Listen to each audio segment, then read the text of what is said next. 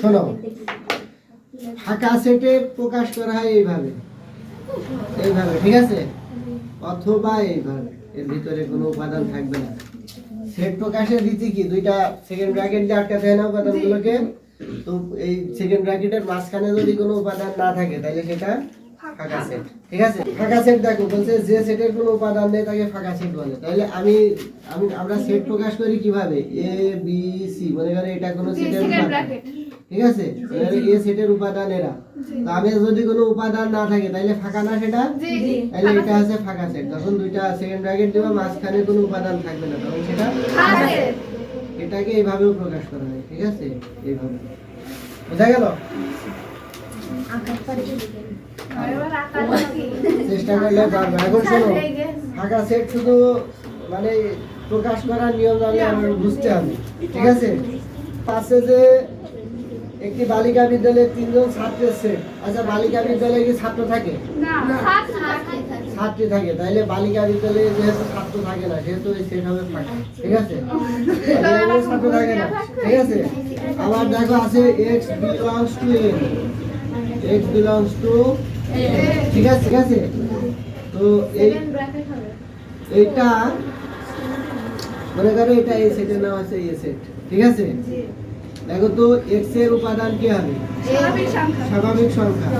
আচ্ছা, 10 এর চেয়ে বড় 11 এর চেয়ে ছোট ফাঁকা সেট, এই 10 এর চেয়ে বড় 11 এর চেয়ে ছোট স্বাভাবিক সংখ্যা আছে? বলো দিনি। 10 এর চেয়ে বড়, এটার অর্থ তো তাই দাঁড়ায়, 10 এর চেয়ে বড় 11 এর চেয়ে ছোট না? তাই তো দাঁড়ায়, মানে 10 হবে না 11 হবে না, এর মাঝখানের গুলো হবে, তাই না? এই যে x এর দিকে ঘোরানো, তাহলে কি 10 এর চেয়ে x বড়, জি, আর x এর দিকে 11 দিকে, তাহলে কি x এর চেয়ে 11 বড়, তাই না? তার মানে কি এটা থেকে বোঝা যায় x হচ্ছে 10 এর চেয়ে বড় আর 11 এর চেয়ে ছোট। এরকম কোন উপাদান আছে স্বাভাবিক সংখ্যা দ্বারা?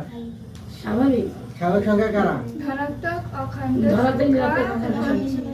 তাহলে 10 আর 11 এর মাঝখানে কোনো অখণ্ড সংখ্যা আছে? যা আছে সবই খণ্ড সংখ্যা না? তাহলে যেহেতু 10 আর 11 এর মাঝখানে কোনো স্বাভাবিক সংখ্যা নেই, সুতরাং এই সেটটা কি হবে? ফাঁকা সেট, ঠিক আছে? ফাঁকা সেট, বোঝা গেল?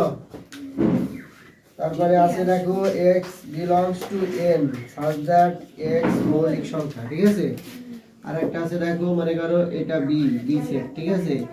x belongs to n, তাই না? জি, such that x মৌলিক সংখ্যা, such that x মৌলিক সংখ্যা। তারপরে দেখো লিমিট দেওয়া আছে, আছে না? এবং কি 23 এবং 23 less than x less than 29, এই দেখতে পাচ্ছ না? ঠিক আছে? আচ্ছা দেখো, ওরা বলেছে যে x এর উপাদান হবে কি? স্বাভাবিক সংখ্যা। আরো বলেছে যে x মৌলিক সংখ্যা হবে। কি সংখ্যা? মৌলিক সংখ্যা।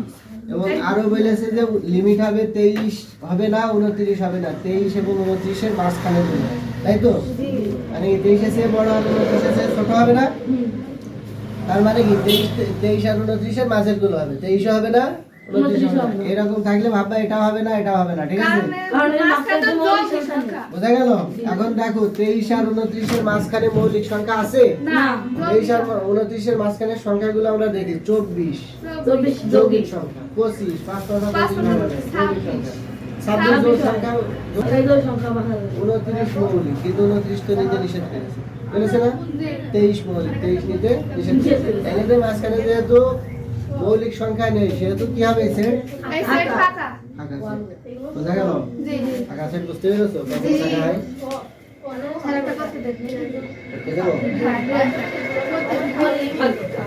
এটা মুছে দিলাম।